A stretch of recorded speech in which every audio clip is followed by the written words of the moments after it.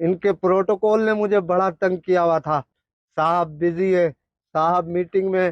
آج صاحب بالکل اکیلے ہیں اور کوئی پروٹوکول نہیں ہے۔ یہ کیا ہو گیا آپ کو؟ آپ تو جج تھے، آپ کا دبدبا تھا، جیسے چاہتے تھے قلم چلا دیتے تھے، ہیں؟ آپ ایسے ہو گئے؟ آپ اتنے تنہا ہو گئے؟ آپ اتنے اکیلے ہو گئے؟ یہ کیوں؟ آپ یہاں پہ بھی جج ہی ہے نا صاحب؟ صاحب یاد ہے میں وہی ہوں جس کی بائک چوری ہو گئی تھی۔ میں آیا تھا آپ کے آفس کے باہر 6 گھنٹے کھڑا تھا، مگر آپ کے پروٹوکول والے تو مجھے اندر آنے ہی نہیں دے رہے تھے۔ وہ کہہ رہے تھے صاحب بزی ہے۔ تو آپ یہاں پہ بھی ڈی ایس پی ہے کیا؟ اب آپ ڈی ایس پی نہیں ہے؟ اب آپ کے گارڈ مجھے روکیں گے تو نہیں؟ کوئی مجھے دھکے دے کے باہر تو نہیں نکالے گا؟ ہیں؟ میری بے عزتی تو نہیں ہوگی یہاں پہ؟ آپ تو وہی صاحب ہے نا جس کا لاہور میں الگ بنگلہ تھا، کراچی میں الگ، اسلام آباد میں الگ، اور آپ کی فیملی یو کے میں رہتی تھی۔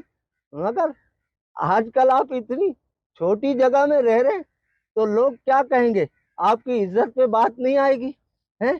آپ یہاں بھی تو بہت بڑے، آپ تو اتنے بڑے بلڈر تھے، آپ کا تو اتنا نام تھا، آپ تو ساری چیزیں بنا بنا کے لوگوں کو بیچتے تھے اور اس کے بعد اس کی ڈبل فائل نکل آتی تھی۔ تو کیا یہاں پہ بھی کوئی ڈبل فائل ہے؟ یہاں پہ بھی آپ بلڈر ہیں؟ ارے صاحب آپ تو ہر چیز برانڈڈ پہنتے تھے، ہیں؟ جوتے بھی برانڈڈ، بنیان بھی برانڈڈ، کپڑے بھی برانڈڈ ہیں۔ تو کیا یہاں پہ بھی ساری چیزیں برانڈڈ ہیں؟ اچھا یہ بتائیں، یہ جو آپ نے یہاں لگوائے ہوئے ہیں یہ کچھ پودے، کیا یہ بھی برانڈڈ ہے؟ ارے یہاں تو مجھے نہ ڈی ایس پی مل رہا ہے، نہ مجھے جج مل رہا ہے، نہ مجھے برانڈڈ والے مل رہے ہیں، نہ مجھے بلڈر مل رہے۔ ارے یہ حاجی صاحب، حاجی صاحب، حاجی صاحب کچھ بولیں تو صحیح۔ حاجی صاحب آپ تو بہت بڑے تاجر تھے، آپ چیزیں اسٹاک کر کے رکھتے تھے اور اس کے بعد اس کو ڈبل ریٹوں پہ بیچتے تھے۔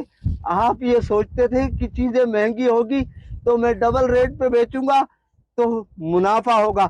تو یہاں بھی آپ ساری چیزیں کیا ڈبل ریٹوں پہ بیچ رہے ہیں؟ اور کیا یہاں بھی آپ حاجی صاحب ہیں کیا؟ جو آج صاحب مسند ہیں وہ کل نہیں ہوں گے، کرایہ دار ہیں، ذاتی مکان تھوڑی ہے۔